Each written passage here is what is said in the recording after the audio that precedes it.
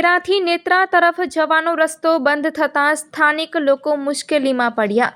કચ્છના અબડાસા તાલુકાના તેરા નેત્રા માર્ગ બંધ થતાં સ્થાનિકોને ભારે હાલાકી ભોગવવી પડે છે. પુલનું કામ ચાલુ હોવાથી ડાયવર્ઝન પાણીમાં ધોવાયો હતો. દર ચોમાસે નદીના પાણી આ માર્ગ પર ફરી વળ્યા છે, જેનાથી સ્થાનિક લોકોને ભારે હાલાકી ભોગવવી પડે છે. લાખણીયા પાસે નદીના પાણી માર્ગ પર ફરી વળતા રસ્તો હાલ બંધ જોવા મળ્યો હતો. દર ચોમાસામાં મહત્વનું ધોરીમાર્ગ બંધ થઈ જાય છે.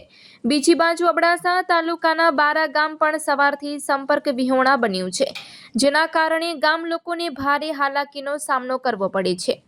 આ તરફ બીટાથી નખત્રાણા હાઈવે બંધ થતાં લોકો બાલા પરથી મોટી ધૂફીનો રોડનો ઉપયોગ કરતા હતા, પરંતુ ધૂફી ગામની નદીના પુલ પરથી પાણી વહેતા હાલે રસ્તો પણ બંધ થયો છે.